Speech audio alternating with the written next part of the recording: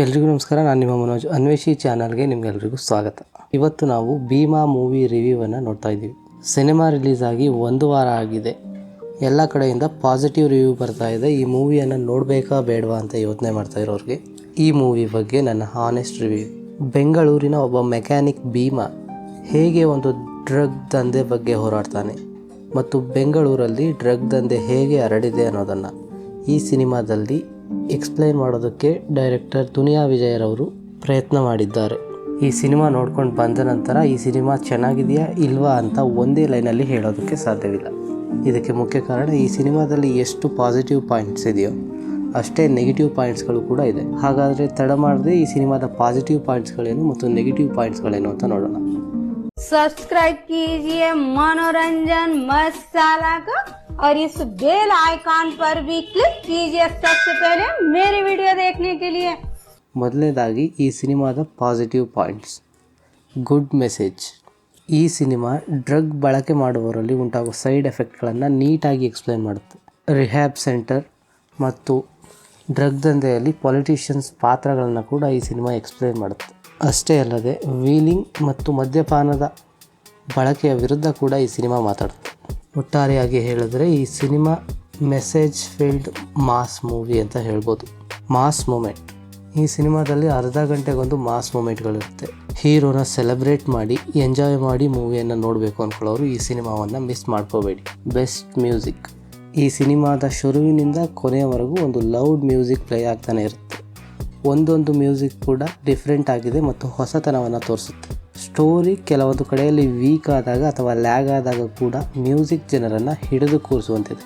Lady police character ಒಂದಷ್ಟು ದಿನ ನಿಮ್ಮ ನೆನಪಲ್ಲಿ ಉಳಿಯುತ್ತೆ.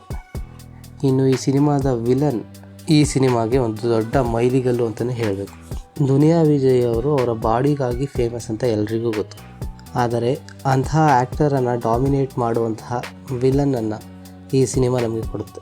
ಬ್ಲ್ಯಾಕ್ ಡ್ರ್ಯಾಗನ್ ಹೆಸರಿಗೆ ತಕ್ಕಂತೆ ವಿಲನ್ ಕ್ಯಾರೆಕ್ಟರ್ ಮಾಡೋದಕ್ಕೆ ಹೇಳಿ ಮಾಡಿಸಿದ ಹಾಗಿದ್ದಾರೆ. ಮೇಕಿಂಗ್ ಮತ್ತು ಸೆಟ್.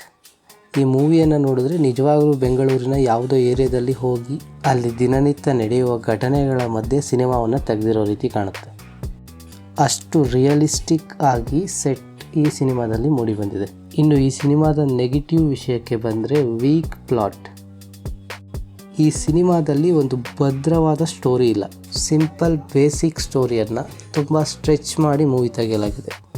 ಈ ಸಿನಿಮಾದಲ್ಲಿ ಹಲವು ಪಾಯಿಂಟ್ಗಳನ್ನು ಇನ್ನೂ ಟ್ರಿಮ್ ಮಾಡಬಹುದಾಗಿತ್ತು. Technical mistakes. ಈ ಸಿನಿಮಾದಲ್ಲಿ ಹಲವಾರು ಟೆಕ್ನಿಕಲ್ ಮಿಸ್ಟೇಕ್ಗಳನ್ನು ನೀವು ನೋಡ್ಬೋದು. ಫಾರ್ ಎಕ್ಸಾಂಪಲ್, ಈ ಸಿನಿಮಾದಲ್ಲಿ ಒಂದು ವಿಲನ್ನ ಮೇಲೆ ಹೀರೋ ಟೆಂಪೋ ಹೊತ್ಸುವಂಥ ಒಂದು ಸೀನ್ ಇದೆ. ಆ ಸೀನ್ ಆದ ನಂತರ ವಿಲನ್ ದೇಹದ ಮೇಲೆ ಯಾವುದೇ ರಕ್ತದ ಗುರುತುಗಳು ಇರೋದಿಲ್ಲ.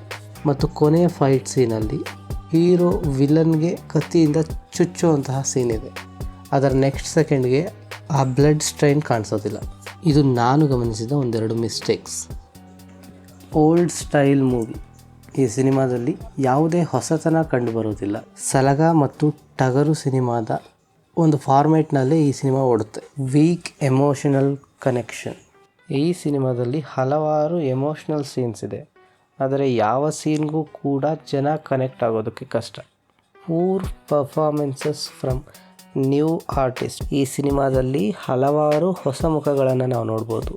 ಅವರ ಆ್ಯಕ್ಟಿಂಗ್ ಅಷ್ಟಕ್ಕಷ್ಟೇ ಅಂತ ಹೇಳ್ಬೋದು. ಇನ್ನು ಸಮರೈಸ್ ಮಾಡಿದ್ರೆ ಈ ಸಿನಿಮಾ ಒಂದು ಒಳ್ಳೆ ಮೆಸೇಜನ್ನು ಹೊಂದಿರುವಂತಹ ಒಂದು ಮಾಸ್ ಮೂವಿ. ನೀವು ದುನಿಯಾ ವಿಜಯ್ ಫ್ಯಾನ್ ಆಗಿದ್ದರೆ ಈ ಸಿನಿಮಾವನ್ನು ಮಿಸ್ ಮಾಡ್ಕೊಳ್ಳೋದಕ್ಕೆ ಹೋಗಬೇಡಿ. ನೀವು ನಾರ್ಮಲ್ ಆಡಿಯನ್ಸ್ ಆಗಿದ್ದರೆ ಫ್ರೀ ಆಗಿದ್ದಾಗ ಈ ಸಿನಿಮಾವನ್ನು ಒಂದು ಬಾರಿ ಆರಾಮವಾಗಿ ನೋಡ್ಬೋದು. ಈ ಸಿನಿಮಾಗೆ ನನ್ನ ರೇಟಿಂಗ್ 2.5 ಔಟ್ ಆಫ್ 5. ನೀವು ಸಿನಿಮಾವನ್ನು ನೋಡಿದರೆ ನಿಮ್ಮ ಎಕ್ಸ್ಪೀರಿಯನ್ಸ್ ಹೇಗಿತ್ತು ಅಂತ ಕಮೆಂಟ್ ಸೆಕ್ಷನಲ್ಲಿ ತಿಳಿಸಿ. ಈ ವಿಡಿಯೋ ಇಷ್ಟ ಆಗಿದ್ದರೆ ಲೈಕ್ ಮಾಡಿ ಮತ್ತು ನಿಮ್ಮ ಎಲ್ಲ ಸ್ನೇಹಿತರಿಗೆ ಈ ವಿಡಿಯೋವನ್ನು ಶೇರ್ ಮಾಡಿ. ಇದೇ ರೀತಿ ಮೂವಿ ರಿವ್ಯೂಗಾಗಿ ಅನ್ವೇಷಿ ಚಾನಲ್ಗೆ ಸಬ್ಸ್ಕ್ರೈಬ್ ಆಗಿ.